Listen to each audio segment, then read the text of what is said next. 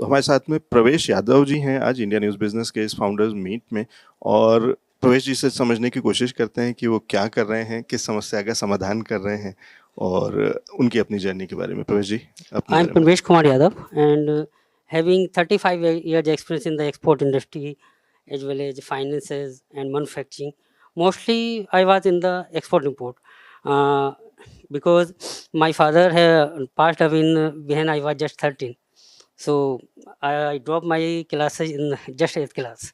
So I'm just 8th class pass, but I'm like a CA who can analyze the financial reports, etc. And also introduce my clients like corporate ki how they can balance their finances so we could get the loan, etc. That's what I want to say.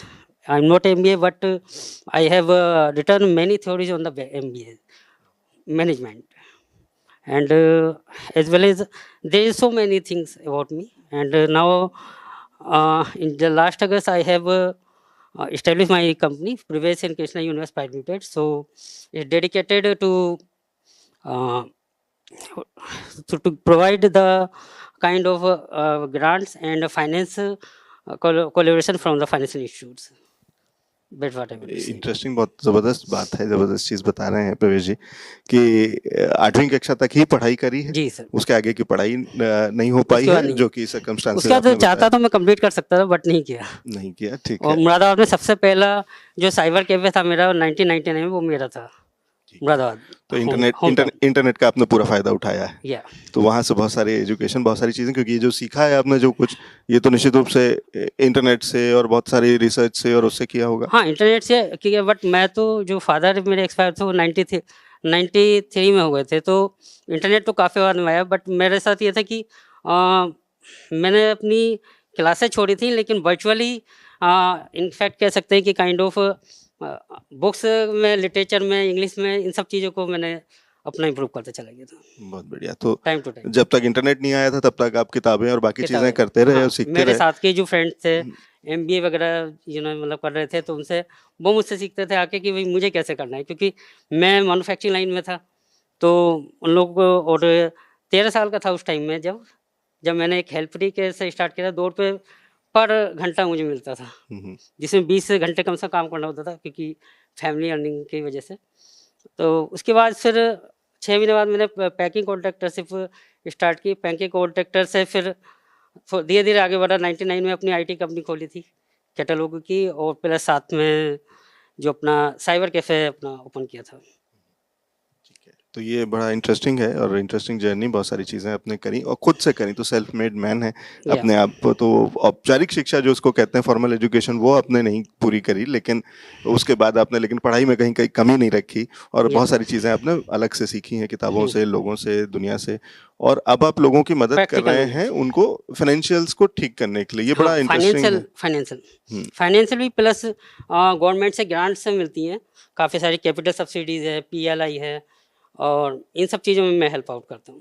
ठीक है, तो ये एक और बढ़िया gap जिसको कि fill कर रहे हैं, और ये बड़ा ज़रूरी है, क्योंकि होता क्या है कि हम अक्सर सुनते हैं कि प्रधानमंत्री जी कहीं खड़े होकर के कई हज़ार करोड़ रुपए की योजनाएं बता रहे होते हैं। बहुत सारी ऐसी स्कीम्स लॉन्च हो रही होती हैं सरकार की, जहाँ पे कि युवाओं के लिए है, छोटे उद्यमियों के लिए है, MSMEs के लिए, SMEs के लिए, लेकिन ये होंगी कहाँ पे, मिलेंगी कैसे, इसको किया कैसे जाएगा, अवेल कैसे किया जाए, कौन सा फॉर्म किस ऑफिस में जाना है, उसकी सारी फॉर्मेलिटीज़ क्या है, किसको मिल सकता है, कितना मिल सकता है, उस पर बहुत एक गैप रहता है। वो अभी तक वो फिल नहीं हो पाया है, उस पर बड़ी समस्या है और सरकार खुद मानती है कि वहाँ तक पहुँचने में अभी तक दिक्कत। कोशिश हो रही है, डिजिटल में भी बहुत सारी चीज़ों करके इस्तेमाल किया जा रहा है, लेकिन फिर भी वहाँ कहीं तो एक गैप है और उस गैप को प्रवेश जी फिल कर रहे हैं। बहुत बढ़िया। तो आपका जो क्लाइंट बेस होता है, आप जिन लोगों को मदद करते हैं, वो किस तबके से आते हैं, किस तरीके के लोग होते हैं? वो मेरे जो क्लाइंट हैं मैन्युफैक्चरिंग इंडस्ट्री से, और मोस्टली एक्सपोर्टर्स को, टेक्सटाइल्स को, और जो मैन्युफैक्चरिंग यूनिट्स हैं उनको मैं कैटर करता हूँ। क्योंकि जो जैसे यूपी गवर्नमेंट की स्कीम्स हैं काफ़ी, कि कहते हैं अपना कैपिटल सब्सिडी है 15% से लेके 25% तक, अगर टेक्सटाइल इंडस्ट्री की हम बात करें तो 25% तक, मतलब वो कैपिटल सब्सिडी दे रहे हैं। लैंड पे सब्सिडी है 15 to 25%। वो डिपेंड करता है कि कहाँ जाके हम अपनी यूनिट खोलें। अगर सपोज नोएडा, गौतम बुद्ध या एनसीआर टाइप का है, तो उसमें हमें 15% पे ही होता है, क्योंकि ये इंडस्ट्रियल हब है, यहाँ इतनी आवश्यकता में नहीं है। तो और कोई बुंदेलखंड वगैरह जाके, अयोध्या जाके उस साइड खोलना है तो उनको 25% तक लैंड में एग्जाम्पशन है। और स्टाम्प ड्यूटी है, स्टाम्प ड्यूटी में 100% एग्जाम्पशन है। और कैपिटल सब्सिडी है, मशीनी पे लोन अगर आप लेते हैं तो उसमें अप टू 7% तक मतलब यूपी गवर्नमेंट वापस कर रही है। ठीक सो है, देयर इज लॉट तो ऑफ। ये जो पूरा बिजनेस प्लान है वो प्रवेश जी बनवा देते हैं, क्योंकि इन्हें वो सारी चीजें पता है कि कहाँ कहाँ पे आपको क्या क्या छूट मिल सकती है। मैं तो इनिशियल स्टेप पे अगर जैसे कोई क्लाइंट मेरे पास आता तो मैं सीधा यूपी गवर्नमेंट से उनका एमओयू साइन करवाता हूँ, मेरा मेमोरेंडम ऑफ अंडरस्टैंडिंग।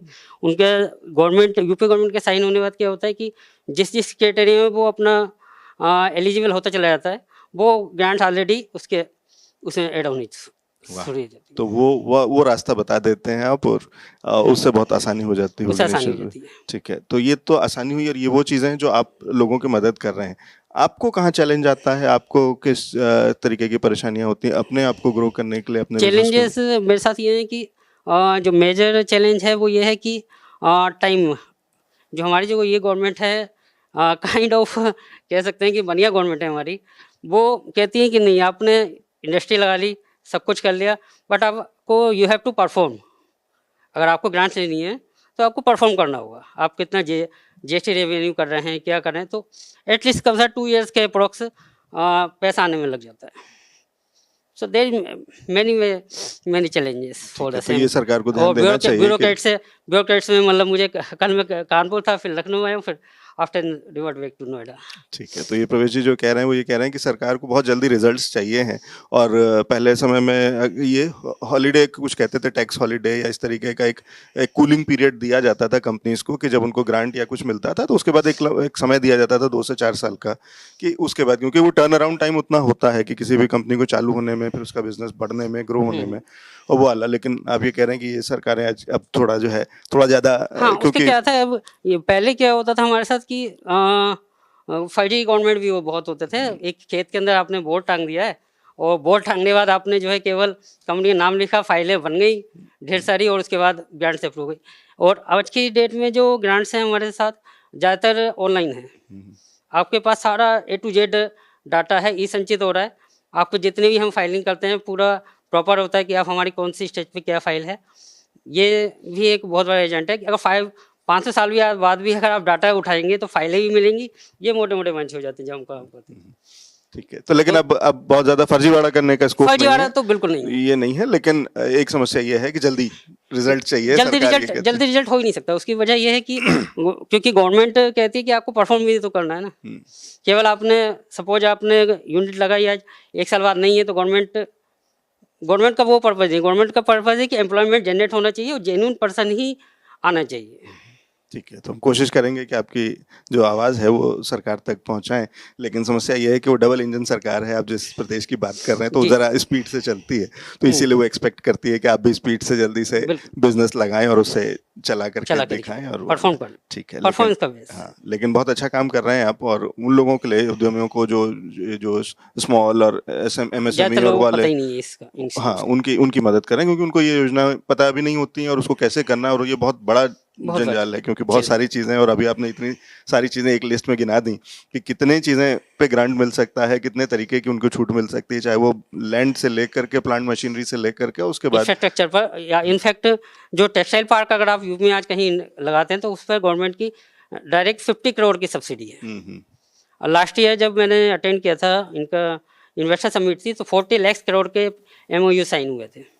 और अभी फेब में ही इनका सब उसका ग्राउंड ब्रेकिंग सेरेमनी थी, तो उसमें से 10 लाख करोड़ रुपीज़ के ऑलरेडी ग्राउंड पे आ चुके हैं, वर्किंग में प्रोजेक्ट आ गए। मतलब 25% जो हमारा रेशो है गवर्नमेंट का, वो 25% उन्होंने रियलाइज़ कर लिए। बढ़िया, तो ये बहुत और आज अच्छा यूपी अगर आप देखें तो बहुत अलग लेवल पे है। कहाँ कि कहते हैं लास्ट में 8वें 10वें नंबर आता था, आज की तारीख में GST कलेक्शन में 2nd नंबर पे है और GDP में भी 2nd नंबर पे 90%। चलिए, तो प्रवेश जी की मोहर लग गई है। 7 साल बेमिसाल हैं उस सरकार के, उत्तर प्रदेश सरकार की, जो डबल इंजन बिल्कुल की सरकार है और बढ़िया काम कर रही है। जो एक समस्याएं जो ग्रास रूट लेवल से आती हैं वो उन्होंने बता दिया है कि किस तरीके से सरकार को थोड़ा सा और समय देना चाहिए उद्यमियों को फ्लरिश करने के लिए और स्टेब्लिश होने के लिए। बहुत शुक्रिया प्रवेश जी हमारे साथ में जुड़ने के लिए, समय निकालने के लिए। Thank you so much.